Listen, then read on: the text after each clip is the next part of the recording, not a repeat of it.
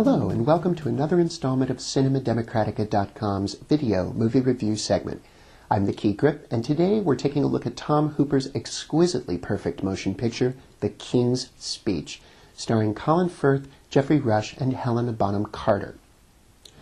William Shakespeare had a lot of problems. He had to write astonishingly good poetry and prose, or starve. He had to be funny, compelling, romantic, historically credible, sometimes all these things at once.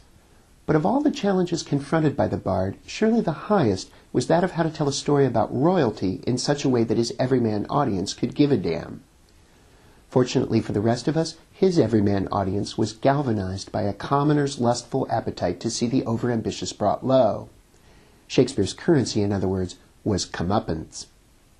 What then to make of Tom Hooper's film about the World War II-era monarch George VI, and our instant connection with that stammering, insecure, quintessentially reluctant royal, a man so underambitious that he was all but physically thrust onto the throne by his brother's abdication? Well, the short answer is everything. Colin Firth is Albert, Bertie to his closest family, and the friends of whom he has none. At the film's mid-30s outset, the Duke of York, younger brother of Edward, son of George V. He stammers. He stammers so badly that at the 1936 European Cup, he is unable to commence his remarks. In times previous, the solution would have simply been not to speak, but now Britons, like their cousins across the pond, have been swept up in a sugar-high addiction to the one invention that threatens Albert's cozy anonymity forever: radio.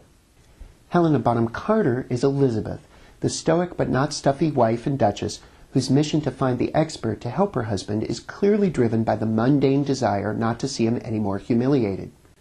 After a series of false starts, the quest brings her to the disarmingly negative-spaced office of one Lionel Logue, played by Geoffrey Rush, a quirky Australian retread whose passionate insistence on egalitarian informality immediately sets all involved, including us, to wondering just exactly how this is going to work.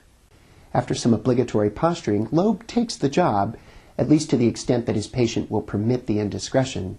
Thence do their meetings careen across a galaxy of mutually cautious transactions, with Firth's Albert somehow regal and indignant without being inaccessible, and Rush's Logue somehow confident and assertive without being cheeky.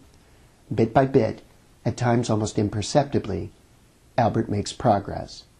Meanwhile, all around him, his dream of passing into historical obscurity is much less imperceptibly falling apart. Even before his father the king has passed away, the nascent British tabloids have begun feasting on the decidedly unregal romantic interests of Albert's older brother Edward, played by Guy Pearce, the man whom, in Shakespeare's time, this whole business would surely have been about. Worse, or at least just as bad, is Edward's self-evident lack of conviction regarding the rising threat of totalitarianism on the continent. "Ah, Herr Hitler'll sort 'em all out," he mutters over his shoulder, in one particularly telling and no doubt tonally authentic moment of unbecoming candor. But with the final outbreak of war, even Edward himself realizes he is too compromised and abdicates, whereupon Albert finds himself abruptly George VI, quite literally at the very moment that his subjects far and wide need to hear him speak clearly, lucidly, above all firmly inhabiting his capacity as the head of a now mortally imperiled state. It is not obvious that he can do this. Neither is it obvious how Britain will literally survive it if he does not. If the power-embracing and ultimately self-destructive Edward and his love interest Wallis Simpson stand as anachronistic prototypes of the Shakespearean royal, then surely the unfussy genius of Tom Hooper's film lies in just how perfectly the plight of George VI strums the sensibilities and dramas of the modern bourgeoisie. All of us doubt ourselves, true enough. All of us from time to time find ourselves asked to do things we are fairly certain we cannot do. All of us sometimes fail, and when we do, all of us turn to our closest loved ones for our foundations of support.